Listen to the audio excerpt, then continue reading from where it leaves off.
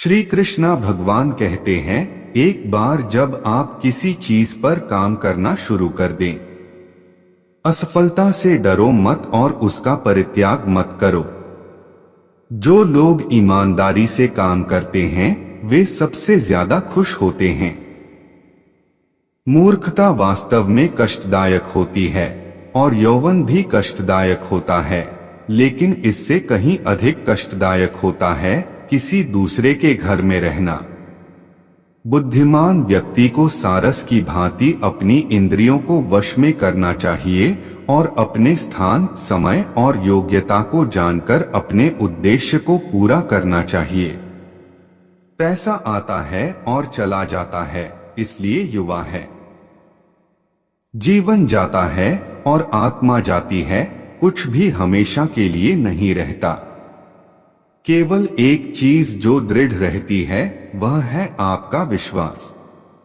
किसी व्यक्ति का भविष्य उसकी वर्तमान परिस्थितियों के आधार पर मत आंकिए, क्योंकि समय में इतनी ताकत है कि वह काले कोयले को चमकदार हीरे में बदल सकता है। वाणी की पवित्रता, मन की, इंद्रियों की और एक दयालु हृदय की आवश्यकता उस व्यक्ति को होती है जो दिव्य मंच पर उठने की इच्छा रखता है।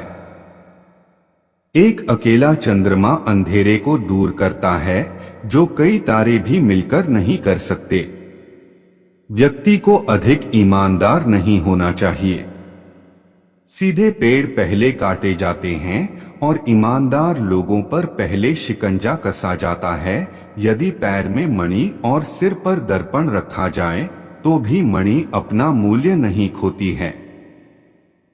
पुरुषों की तुलना में महिलाओं में भूख 2 गुनी, लज्जा 4 गुना, साहस 6 गुना और वासना 8 गुना होती है। संचित धन खर्च करने से बचता है, जैसे कि आने वाला ताजा पानी रुके हुए पानी को बाहर निकालने से बचता है। यह विचार छोड़ दो कि आसक्ति और प्रेम एक ही चीज है।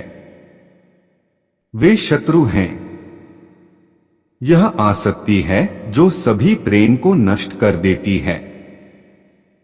असत्यता, उतावलापन, कपट, मूर्खता, लोभ, अस्वच्छता और क्रूरता स्त्री के साथ स्वाभाविक दोष हैं।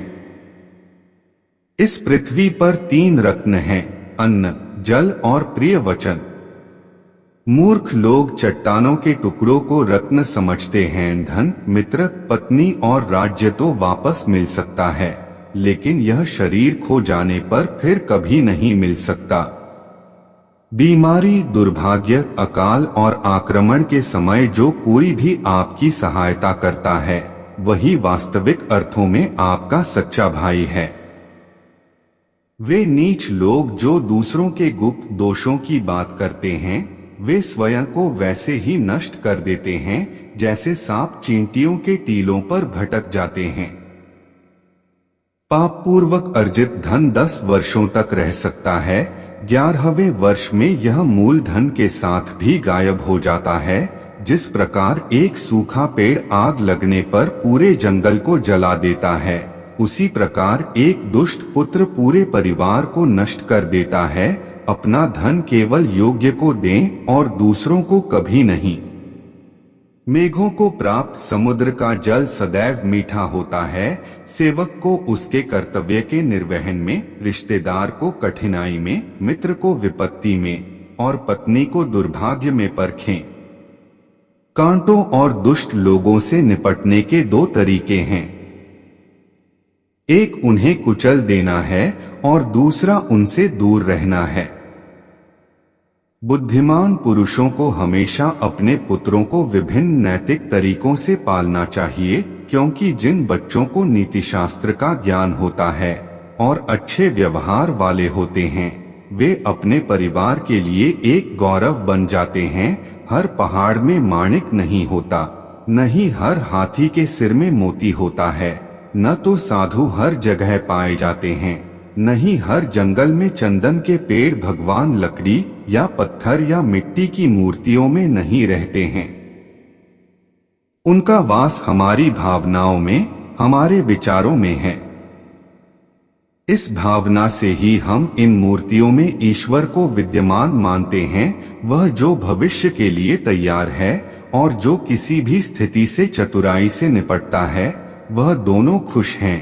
लेकिन भाग्यवादी व्यक्ति जो पूरी तरह से भाग्य पर निर्भर करता है, बर्बाद हो जाता है। कठिन समय में धन की रक्षा करनी चाहिए, धन की बलि देकर पत्नी की रक्षा करनी चाहिए, लेकिन पत्नी और धन की बलि देकर भी अपनी आत्मा को अवश्य बचाना चाहिए। हर मित्रता के पीछे कोई न कोई स्वार्थ होता है, बिना स्वार्थ के दोस्ती नहीं होती। यह एक कड़वा सच है। उस व्यक्ति से दूर रहें जो आपके सामने मीठी बातें करता है, लेकिन आपके पीठ पीछे आपको बर्बाद करने की कोशिश करता है, क्योंकि वह जहर से भरे घड़े के समान है जिसके ऊपर दूध होता है। अपमानित होकर जीवन की रक्षा करने से अच्छा है मर जाना।